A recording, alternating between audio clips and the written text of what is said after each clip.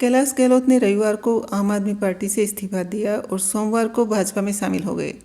उन्होंने इसकी वजह पार्टी पर लगे भ्रष्टाचार के आरोप और सीएम आवास शीश महल पर खर्च हुई सरकारी रकम के कारण को बताया। आप सूत्रों के मुताबिक कैलाश के इस्तीफे की वजह उनकी एलजी वीके सक्सेना से बढ़ती दोस्ती रही। सूत्रों के मुताबिक इस्तीफा उस वक्त ही तय हो गया था जब गहलोत और दिल्ली के एलजी वीके सक्सेना की दोस्ती आपको अखड़ने लगी थी।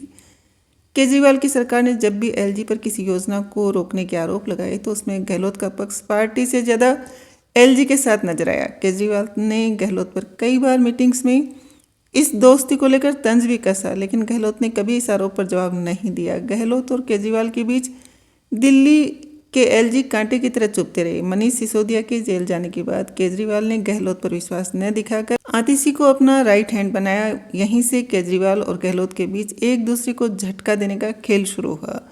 जो स्थिति बनी उसमें गहलोत को बीजेपी में लाने में एलजी बड़ी भूमिका में रहे। मैं आज इस तिरंगे के नीचे खड़े होकर बड़े गर्व के साथ ये कह सकता हूँ कि अरविंद केजरीवाल आधुनिक स्वतंत्रता सेनानी हैं। अरविंद केजरीवाल के लिए इन शब्दों का इस्तेमाल दिल्ली के पूर्व परिवहन मंत्री और आम आदमी पार्टी के नेता रहे कैलाश गहलोत ने किया था। 3 महीने पहले 15 अगस्त 2024 को कैलाश गहलोत ने दिल्ली के छत्रसाल स्टेडियम में झंडा फहराया और कहा कि लोकतंत्र विरोधी ताकतों ने केजरीवाल को जेल भेजकर उन्हें रोकने की साजिश की है। इस बयान के 3 महीने बाद रविवार को कैलाश ने मंत्री पद छोड़ा और आपकी प्राथमिक सदस्यता से भी इस्तीफा दे दिया। उन्होंने पार्टी के संयोजक अरविंद केजरीवाल पर जनता से किए वादे पूरे न करने का आरोप लगाया। अब कैलाश गहलोत भारतीय जनता पार्टी में शामिल हो चुके हैं। रविवार को एक प्रेस कॉन्फ्रेंस में अरविंद केजरीवाल से जब कैलाश गहलोत पर सवाल पूछा गया तो उन्होंने चुप्पी साध ली और माइक बगल में बैठे विधायक दुर्गेश पाठक की तरफ खिसका दिया। दुर्गेश पाठक ने कहा कि बीते कुछ महीनों से कैलाश जी को ईडी हर दिन बुलाती थी। हालांकि बीजेपी में शामिल होते समय कैलाश गहलोत ने कहा कि ईडी या सीबीआई की बात गलतफहमी है। 15 सितंबर 2024 दिल्ली के मुख्यमंत्री अरविंद केजरीवाल के जेल से बाहर आने के बाद एक कार्यक्रम में पार्टी कार्यकर्ताओं को संबोधित कर रहे थे। केजरीवाल समेत मंच पर 1 दर्जन से ज़्यादा नेता मौजूद थे। तभी अचानक केजरीवाल ने मुख्यमंत्री पद से अपने इस्तीफे की घोषणा कर दी। इस दौरान आतिशी, सौरभ भारद्वाज और कैलाश गहलोत भी मौजूद थे। केजरीवाल के इस्तीफे के बाद मुख्यमंत्री पद के लिए इन तीनों के नाम की चर्चा हो रही थी, लेकिन अंत में आतिशी मुख्यमंत्री बनी।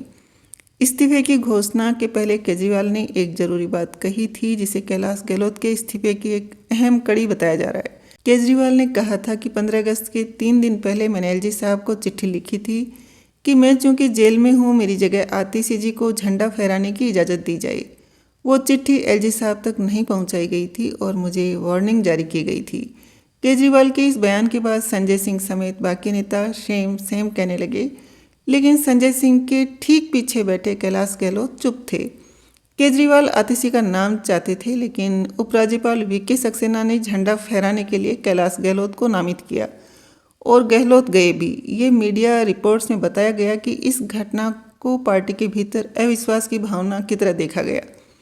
एक तरफ आम आदमी पार्टी के साथ उपराज्यपाल का टकराव लगातार बढ़ रहा था, वहीं दूसरी तरफ गहलोत अपने चिर परिचित खामोशी वाले अंदाज में वीके सक्सेना के साथ मिलकर काम करते हुए दिखाई दे रहे थे।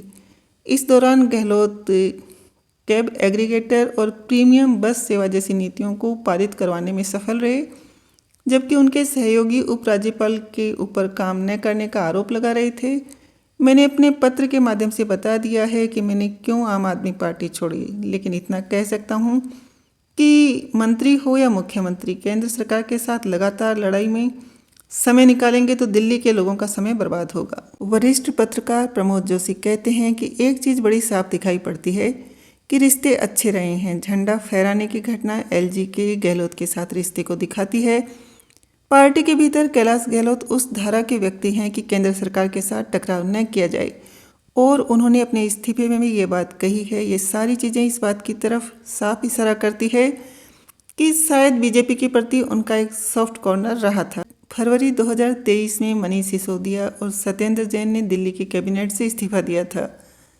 तब दोनों कथित शराब घोटाले के आरोप में जेल में थे। इसके बाद आतिशी और सौरभ भारद्वाज को कैबिनेट में शामिल किया गया। जून 2023 में आतिशी को राजस्व, प्लानिंग और वित्त विभाग की जिम्मेदारी भी दे दी गई, जिससे पहले कैलाश गहलोत संभाल रहे थे। मार्च 2023 में गहलोत ने दिल्ली विधानसभा में बतौर वित्त मंत्री बजट भी पेश किया था। दिसंबर 2023 में आतिशी को कानून विभाग की भी जिम्मेदारी मिल गई, जिसकी जिम्मेदारी भी पहले कैलाश गहलोत के पास थी और इस साल आतिशी को मुख्यमंत्री बना दिया गया।